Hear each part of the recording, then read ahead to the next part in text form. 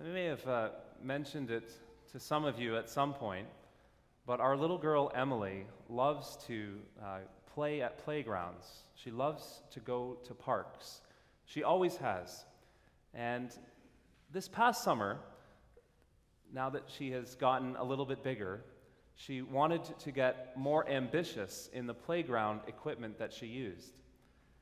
And there was one particular park that she was really keen on going to throughout the summer, had a piece of equipment which was bigger and higher than what she was used to doing. And so she was really keen on wanting to climb this particular ladder, which was much taller than the playground ladders she would normally climb, so that she could go down a bigger slide. And being an overly competitive parent, naturally I encouraged her to do this.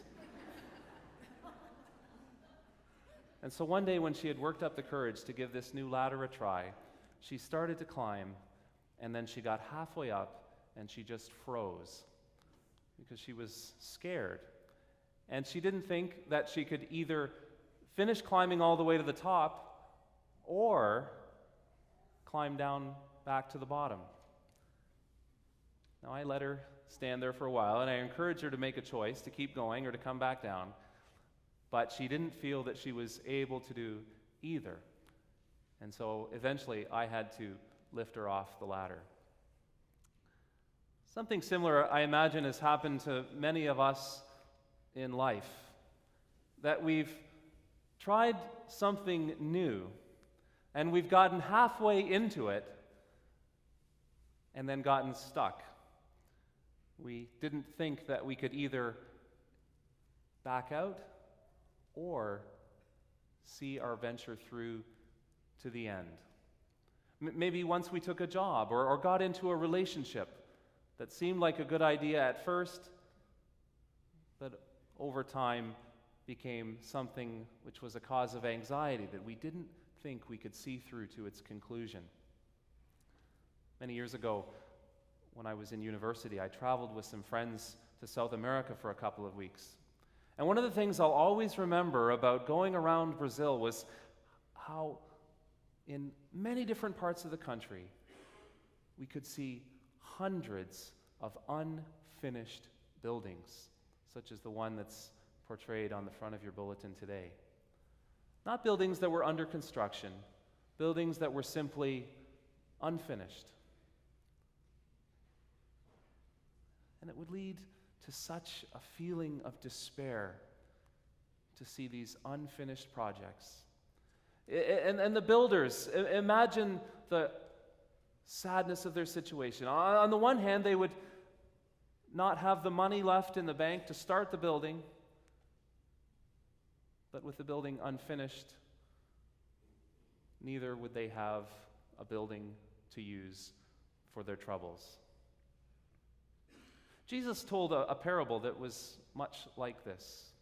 He talked about a builder who might start to build a tower, but without first sitting down to count the cost, to see if he or she would have enough money to finish the building.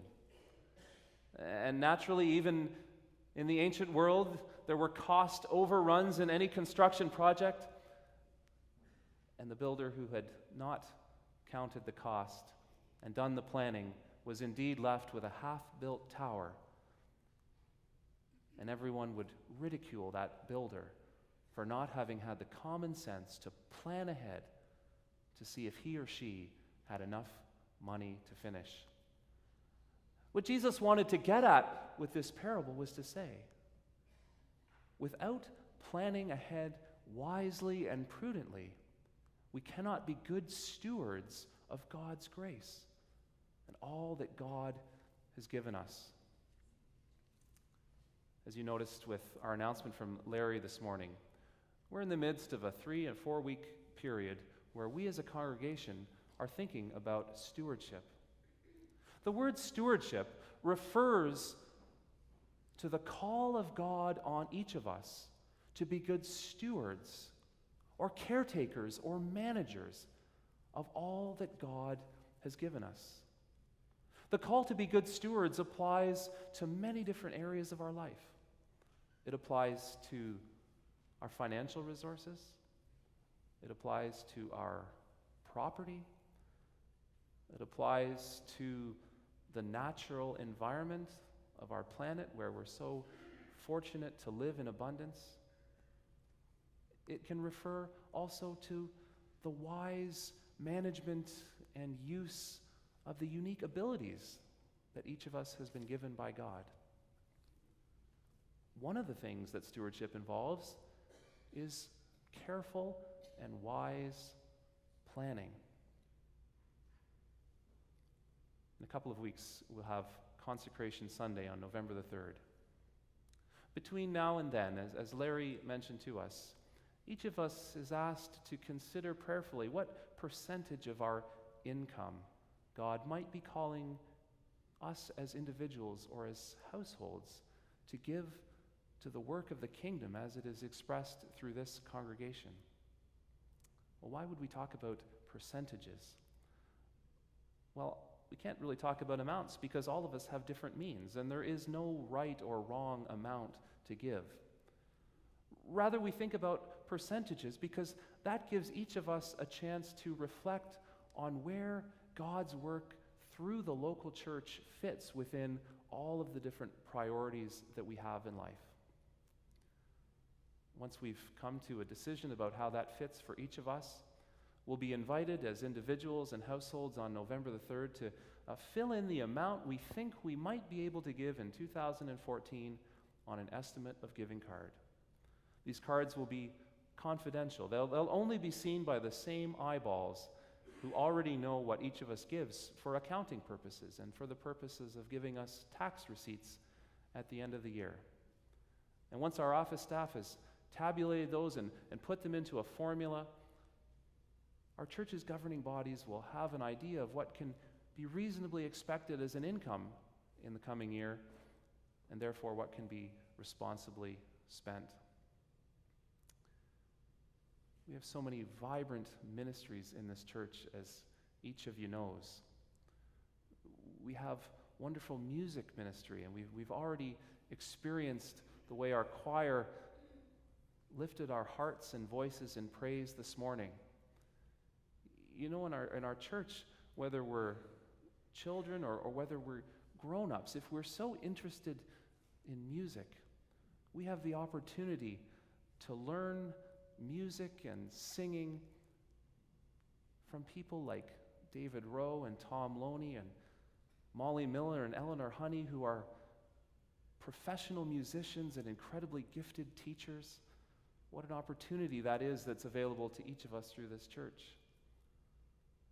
Last weekend, we had a wonderful outreach meal which fed over 200 hungry people in our city, and a clothing depot which provided winter coats to over 200 people who need help keeping warm this winter.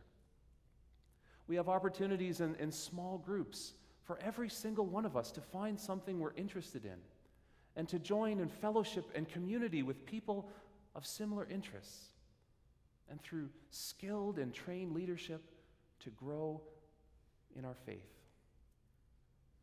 God has given us so many opportunities to serve.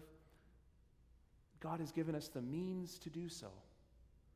And with wonderful privilege and blessing that God has given us comes responsibility. In part, the responsibility to plan wisely and prudently. In Luke's gospel, Jesus told us that we need to plan ahead for the future in order to be his followers, so that we know what we're getting into when we decide to follow him. He told this parable, of course, about a builder who would be foolish not to plan ahead and to count the cost before beginning to build a tower. He told a similar parable about a king going out to wage war with another. Of course, it's an example from the ancient world. But how foolish would that king be not to first realize if he had enough troops to go out and actually win the war? And the reason Jesus called on his followers to plan ahead is so that they would know what they're getting into when they decide to venture out and follow him. Because there's cost and sacrifice involved in being a follower of Jesus. He said that the cost may even be that we have to love him more even than our own families and give some time to his service, which we might otherwise prefer to set aside for family. Jesus said that we may even be called upon to suffer for our faith, as Jesus himself did. One of the great Christian books from the last century, and probably one of the greatest Christian books of all time, was Discipleship, written by Bonhoeffer. In that book, he contrasted what he called costly grace with what he called cheap grace. He said that cheap grace is grace without discipleship.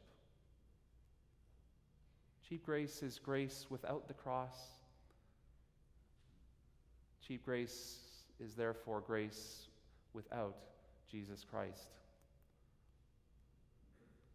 Costly grace, on the other hand, is the grace of God for which one might choose willingly to give up one's life.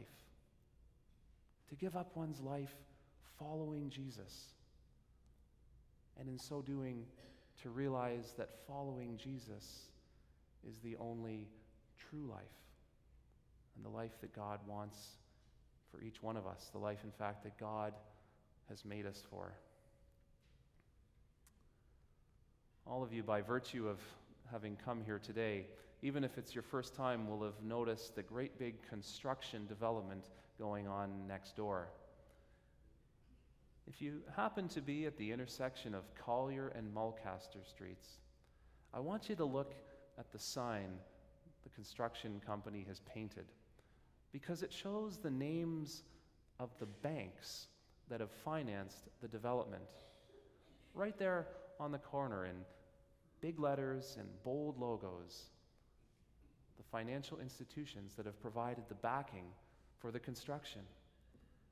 And I think what they're saying is this: we want you to know that we have planned ahead and we have got enough money to finish this building. None of us ever wants to venture out and take a risk to try something new only to find ourselves stuck halfway. One way to avoid that predicament, of course, is never to venture out, never to risk. But deep down in our heart of hearts, we know that life is meant to be lived. And we know as Christians that God calls us out to take risks in faith, to venture out in what is truly the most exciting adventure of life in following Jesus. Moreover, we can know that if God is the one who has called us out, that God will not leave us halfway, that God will not ever forget or abandon us. We can be confident that if God has called us out to try something new, to take a risk in faith, that God will guide and protect and watch over us. In fact, see us through to the very end. That God will lead us to our goal, where we will know thanksgiving and joy.